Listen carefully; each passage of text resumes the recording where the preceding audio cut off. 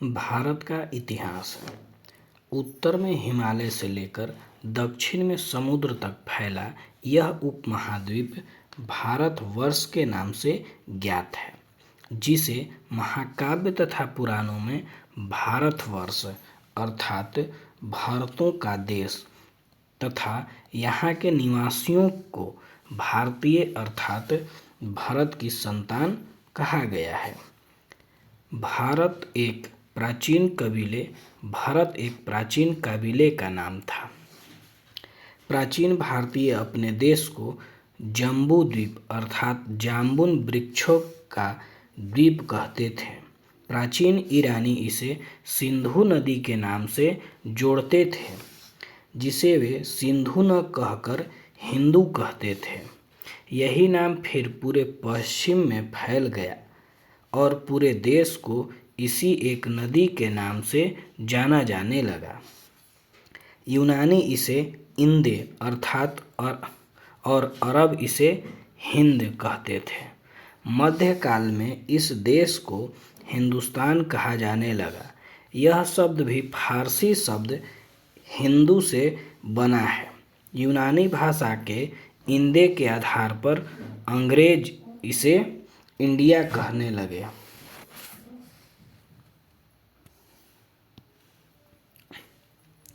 विंध्य की पर्वत श्रृंखला देश को उत्तर दक्षिण दो भागों में बांटती है। उत्तर में इंडो यूरोपियन परिवार की भाषाएं बोलने वाले लोगों की और दक्षिण में द्रविड़ परिवार की भाषाएं बोलने वालों की बहुलता है। भारत की जनसंख्या का निर्माण जिन प्रमुख नस्लों के लोगों के मिश्रण से हुए हैं वे इस प्रकार हैं। प्रोटो-ऑस्ट्रियड भारतीय इतिहास के अध्ययन की सुविधा के लिए 3 भागों में बांटा गया है: प्राचीन भारत, मध्यकालीन भारत एवं आधुनिक भारत। सबसे पहले इतिहास को 3 भागों में बांटने का श्रेय जर्मन इतिहासकार क्रिस्टोफर सेलियरस को है, जो 1638 से 1707 ईस्वी के बीच में थे।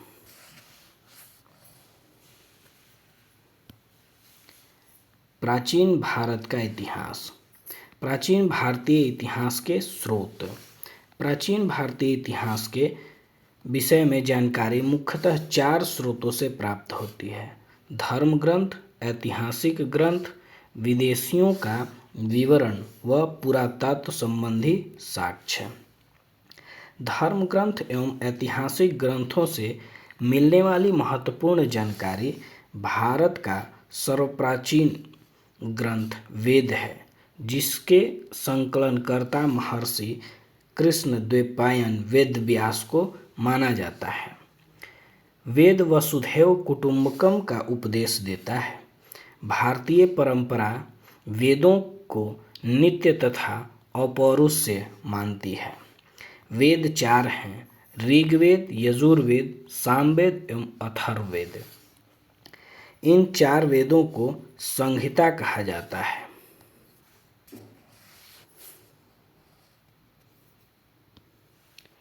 ऋग्वेद ऋचाओं के क्रमबद्ध ज्ञान के संग्रह को ऋग्वेद कहा जाता है। इसमें 10 मंडल, 1028 सूक्त, वाल्खिल्य पाठ के 11 सूक्त सहित एवं 10,462 ऋचाएँ हैं। इस वेद के ऋचाओं के पढ़ने वाले ऋषि को होत्री कहते हैं। इस वेद से आर्य के राजनीतिक प्रणाली, इतिहास एवं ईश्वर्य की महिमा के बारे में जानकारी मिलती है। विश्वामित्र द्वारा रचित ऋग्वेद की 3रे मंडल में सूर्य देवता की सावित्री को समर्पित प्रसिद्ध गायत्री मंत्र है। इसके 9वें मंडल में देवता सोम का उल्लेख मिलता है। इसके 8वें मंडल की हस्तलिखित ऋचाओं को खिल्य कहा जाता है। चतुर्थ वर्ण समाज की कल्पना का आदि स्रोत ऋग्वेद के 10वें मंडल में वर्णित है। पुरुषपुर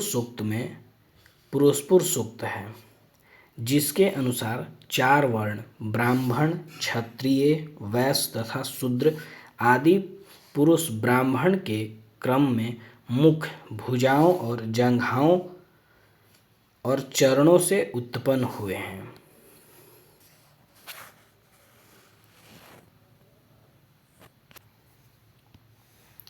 ऋग्वेद के इन परिच्छेदों में प्रयुक्त अघन्या शब्द का संबंध गाय से है। धर्मसूत्र 4 प्रमुख जातियों की स्थिति, व्यवसाय, दायित्वों, कर्तव्यों तथा विशेषाधिकारों से में स्पष्ट विभेद करता है। ईसा पूर्व एवं ईसवी। वर्तमान में प्रचलित ग्रेगोरियन कैलेंडर, ईसाई कैलेंडर, जूलियन कैलेंडर ईसाई धर्मगुरु ईसा मसीह के जन्म वर्ष पर आधारित है। ईसा मसीह के जन्म के पहले के समय को ईसा पूर्व BC कहा जाता है। ईसा पूर्व में वर्ष की गिनती उल्टी दिशा में होती है, जैसे महात्मा बुद्ध का जन्म 563 ईसा पूर्व में एवं मृत्यु 483 ईसा पूर्व में हुआ। यानी ईसा मसीह के जन्म के 563 वर्ष पूर्व महात्मा बुद्ध का जन्म एवं 483 वर्ष पूर्व मृत्यु हुआ। ईसा मसीह के जन्म तिथि से आरंभ हुआ सन ईसवी सन कहलाता है। इसके लिए संक्षेप में लिखा जाता है। ईसवी को लैटिन भाषा में AD भी लिखा जाता है।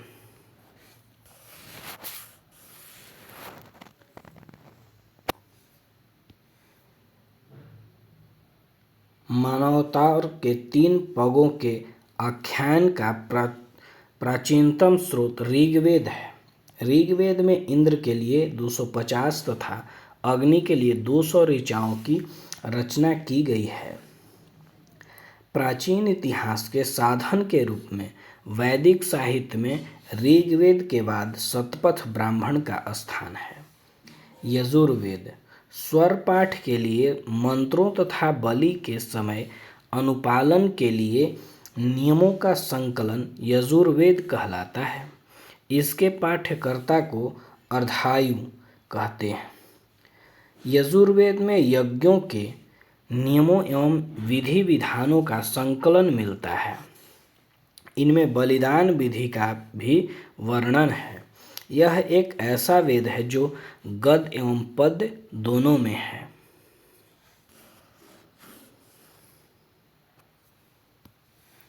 सामवेद। साम का शाब्दिक अर्थ है गान। इस वेद में मुख्य यज्ञों के अवसर पर गाए जाने वाले ऋचाओं मंत्रों का संकलन है। इसके पाठकर्ता को उदात्री कहते हैं। इसका संकलन ऋग्वेद पर आधारित है। इसमें 1810 सूक्त हैं जो प्रायः ऋग्वेद से लिए गए हैं। इसे भारतीय संगीत का जनक कहा जाता है। यजुर्वेद तथा सामवेद में किसी भी विशिष्ट ऐतिहासिक घटना का वर्णन नहीं मिलता है। अथर्ववेद अथर्वा ऋषि द्वारा रचित इस वेद में कुल 731 मंत्र तथा लगभग 6000 पद हैं। इसके कुछ मंत्र ऋग्वैदिक मंत्रों से भी प्राचीनतर है, अर्थात अथर्ववेद कन्याओं के जन्म की निंदा करता है।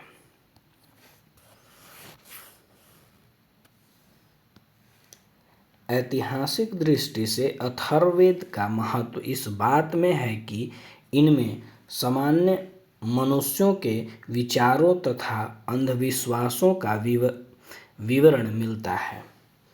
पृथ्वी सूक्त अथर्ववेद का प्रतिनिधित्व सूक्त माना जाता है। इसमें मानव जीवन के सभी पक्ष, गृह निर्माण, कृषि की उन्नति, व्यापारिक मार्गों का गहन खोज, रोग निवारण, साम्य विवाह तथा प्रणय गीतों, राजभक्ति, राजाओं का चुनाव, बहुत से वनस्पतियों एवं औषधियों, सांप, वशीकरण, प्रायश्चित, मातृभूति, महामात्य आदि का विवरण दिया गया है। कुछ मंत्रों में जादू टोने का भी वर्णन है। अथर्ववेद में परीक्षित को कुरुओं का राजा कहा गया है तथा कुरु देश की समृद्धि का अच्छा चित्रण मिलता है।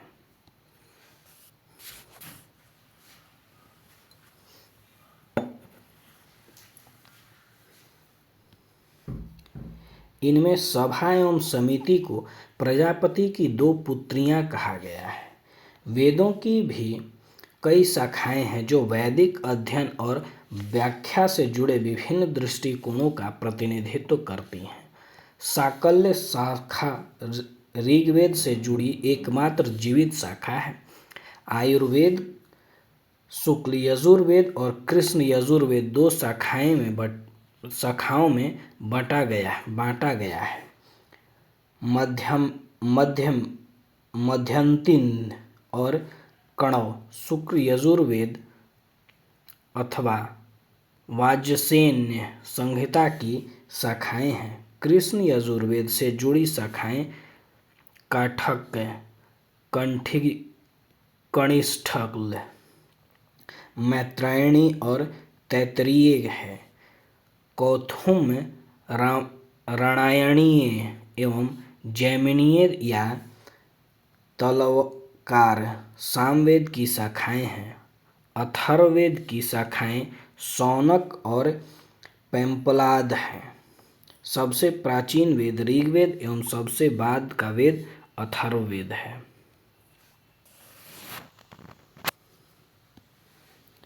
ब्राह्मण, आरण्यक तथा उपनिषद। संहिता के पश्चात ब्राह्मणों, आरण्यकों तथा उपनिषदों का स्थान है। इसमें उत्तर वैदिक कालीन समाज एवं संस्कृति के विषय में जानकारी प्राप्त होती है।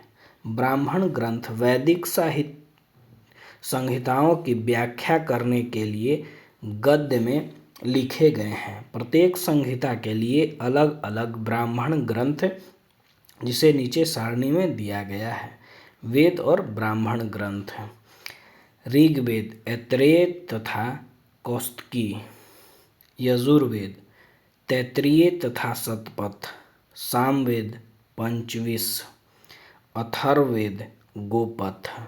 इन ब्राह्मण ग्रंथों से हमें परीक्षित के बाद और बिंबिसार के पूर्व की घटनाओं का ज्ञान प्राप्त होता है।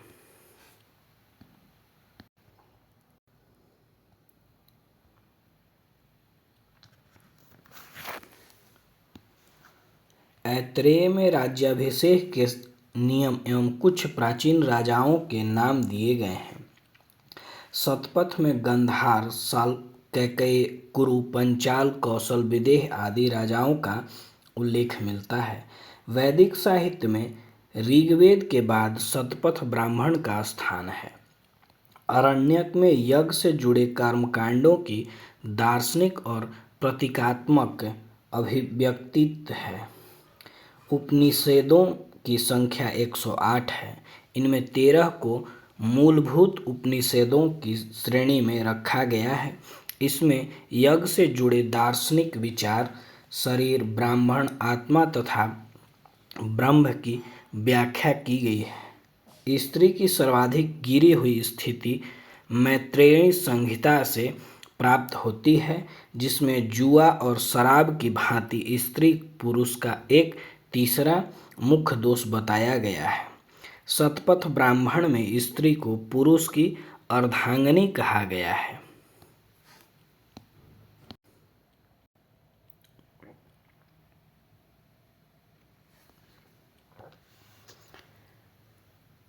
जाबालोपनिषद में चारों आश्रमों का उल्लेख मिलता है। स्मृति ग्रंथों में सबसे प्राचीन एवं प्रमाणिक मनुस्मृति माना जाता है। यह शुंग काल का मानक ग्रंथ है। नारद स्मृति गुप्त युग के विशेष विषय में जानकारी प्रदान करता है। वेदांग एवं सूक्त वेदों की भली भांति समझने के लिए 6 वेदांगों की रचना हुई। शिक्षा, शुद्ध उच्चारण शास्त्र, कल्प, कर्मकांडीय विधि, निरुक्त शब्दों की व्युत्पत्ति का शास्त्र, व्याकरण, छंद एवं ज्योतिष। वैदिक साहित्य को अक्षुण्ण बनाए रखने के लिए सूत्र संहिता का प्रणयन किया गया है। श्रोत, गृह तथा धर्म सूत्रों के अध्ययन से हमें यज्ञीय विधि विधानों, कर्मकांडों तथा राजनीतिक विधि एवं व्यवहार से संबंधित महत्वपूर्ण बातें ज्ञात करते हैं। प्रमुख सूत्रकारों में गौतम बुद्धायन,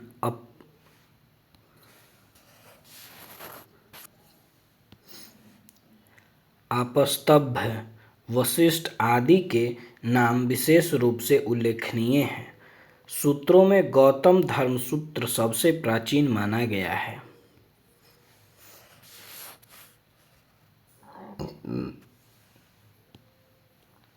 पुराण भारतीय ऐतिहासिक कथाओं का सबसे अच्छा क्रमबद्ध विवरण पुराणों में मिलता है।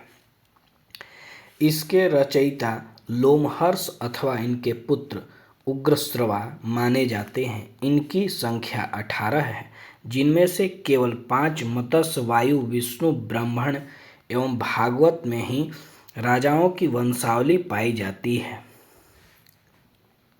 पुराणों में मत्स्य पुराण सबसे प्राचीन एवं प्रामाणिक है। अधिकतर पुराण सरल संस्कृत श्लोक में लिखे गए हैं। स्त्रियां तथा शूद्र जिन्हें वेद पढ़ने की अनुमति नहीं थी, वे पुराण सुन सकते थे। पुराणों की पाठ पुजारी मंदिर में किया करते थे। सामाजिक एवं सांस्कृतिक दृष्टि से अग्नि पुराण का काफी महत्व है, जिसमें राजतंत्र के साथ साथ कृषि संबंधी विवरण भी दिया गया है।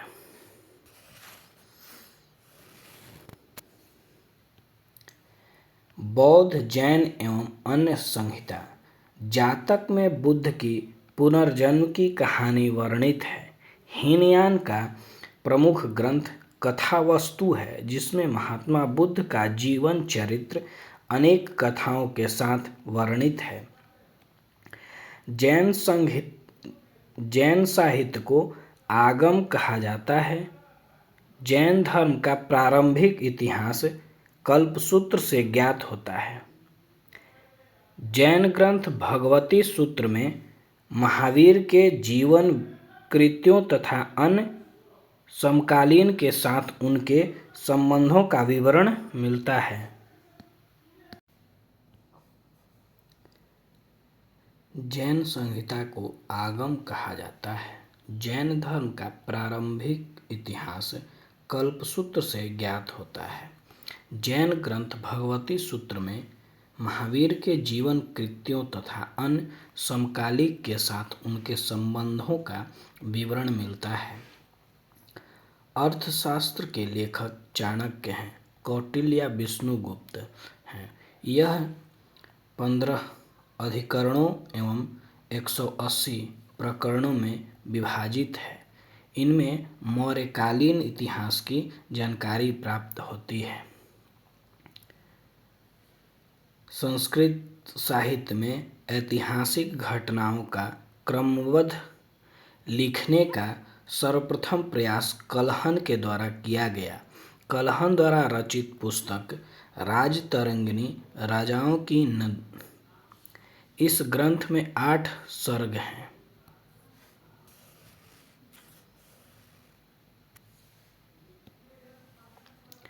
जिन्हें तरंगों की संज्ञा दी गई है। इनमें प्रारंभ से लेकर 12वीं सदी तक कश्मीर के शासकों का वर्णन है। अरबों की सिंध विजय का वृत्तांत चचनामा लेखक अली अहमद में सुरक्षित है। अष्टाध्यायी संस्कृत भाषा व्याकरण की प्रथम पुस्तक के लेखक पाणिनि हैं। इससे मौर्य के पहले का इतिहास तथा मौर्ययुगीन राजनीति अथवा अवस्था की जानकारी प्राप्त होती है। अष्टाध्यायी में पहली बार लिपि शब्द का प्रयोग हुआ है। कात्यायन की गार्गी संहिता एवं ज्योतिष ग्रंथ है, फिर भी इसमें भारत पर होने वाले यवन आक्रमणों का उल्लेख मिलता है। पतंजलि पुष्यमित्र शुंग के पुरोहित थे। इनके महाभाष्य से शुंगों के इतिहास का पता चलता है।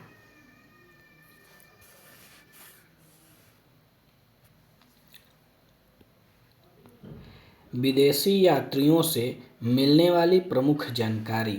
यूनानी रोमन लेखक टेरियस, यह ईरान का राज्यवैद्य था। भारत के संबंध में इसका विवरण आश्चर्यजनक कहानियों से परिपूर्ण होने के कारण अविश्वसनीय है। हेरोडोटस, इसे इतिहास का पिता कहा जाता है। इसने अपनी पुस्तक हिस्टोरिका में 5वीं शताब्दी ईसा पूर्व के भारत फारस ईरान के संबंध का वर्णन किया है, परंतु इसका विवरण भी अनुश्रुतियों एवं अफवाहों पर आधारित है। सिकंदर के साथ आने वाले लेखक में नियार्कस, अनिस्टर्कस,